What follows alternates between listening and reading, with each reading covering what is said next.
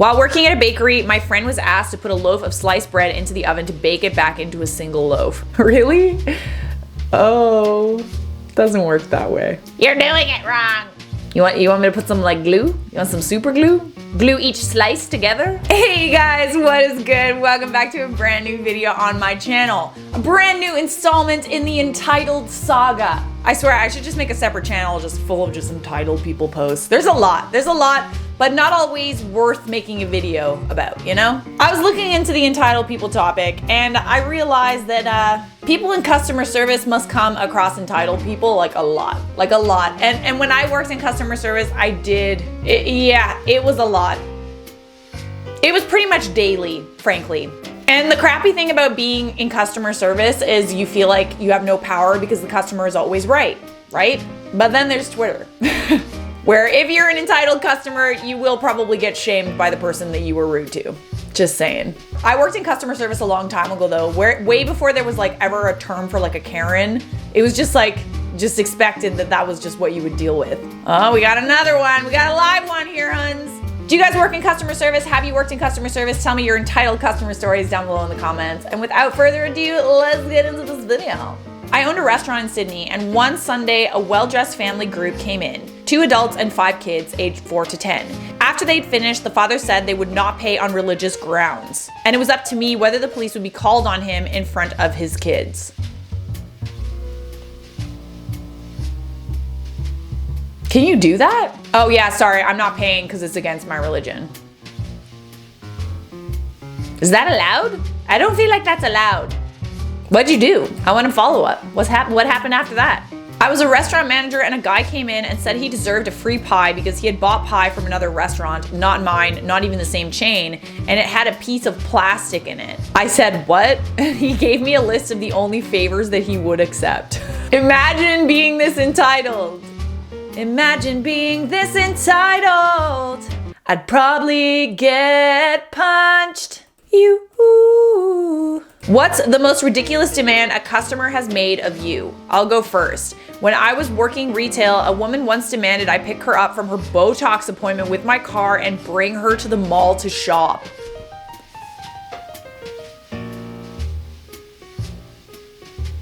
It sounds like this woman wants an assistant, but doesn't want to pay for it. This is what we would call a Karen.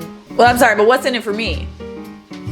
While working at a gas station, an older dude asked for a refund on gas he just pumped because he changed his mind. I had to explain that since the gas was now in the car, there was nothing I could do. He got upset and demanded I take the gas back, then stormed off.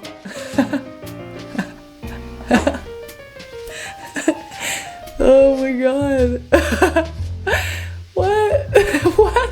No. Really? Really? Why'd you do that?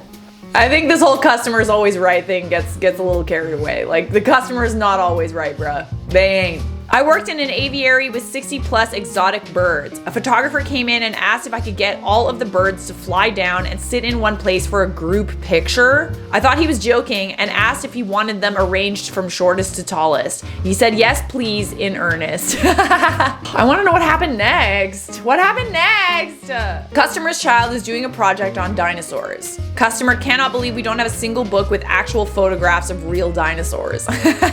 I'm calling the manager. What do you mean these aren't real dinosaurs? What kind of bookstore are you?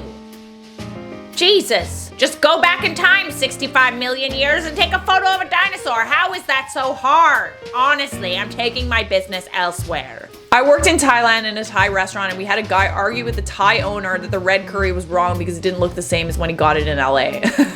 Sounds about right. It's also like Chinese food too. Like, isn't like Chinese food something that was invented like in North America? And if you go to China, it's like, it's really not the same. It's funny. Super funny.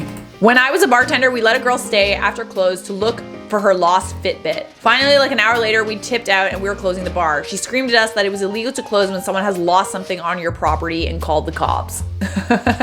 No, of course she has a Fitbit. Of course she does.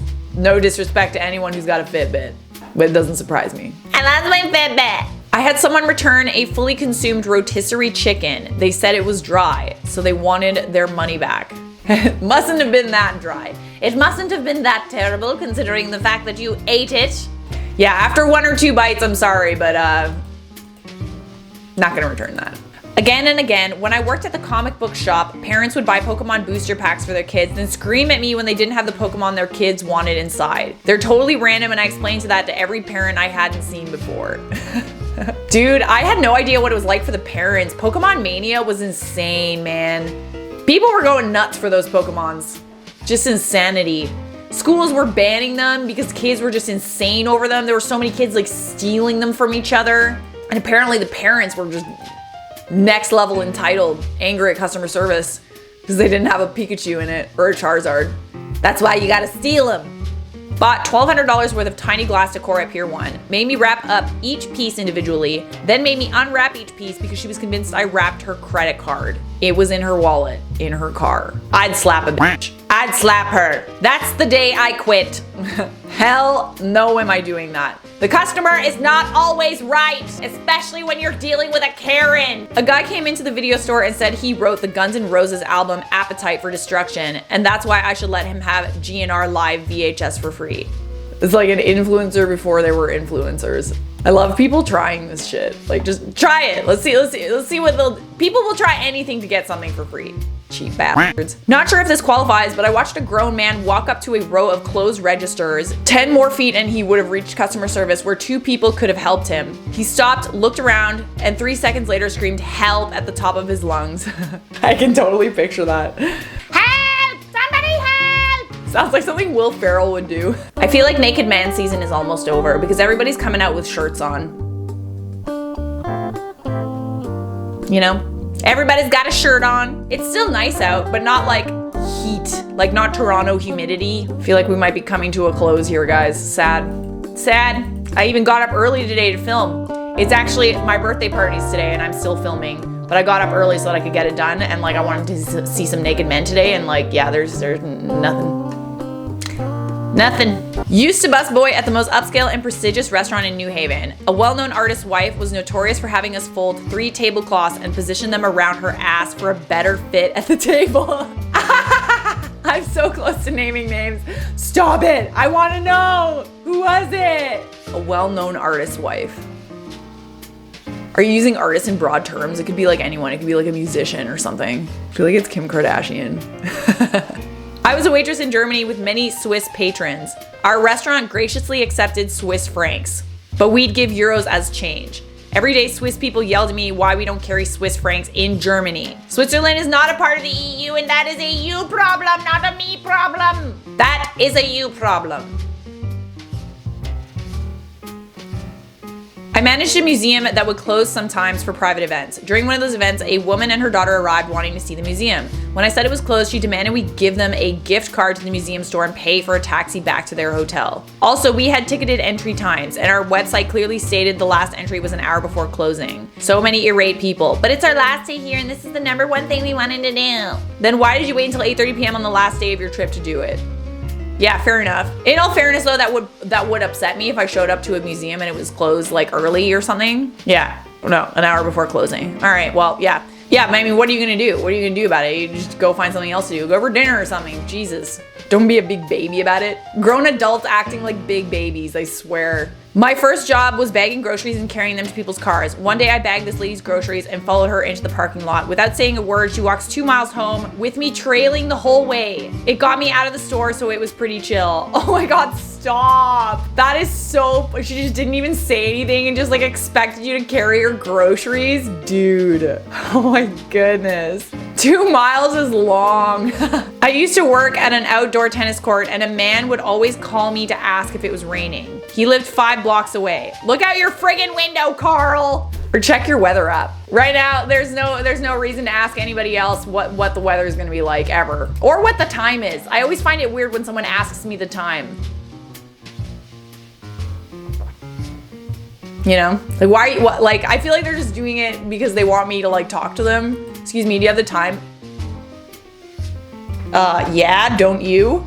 Get so sassy about it.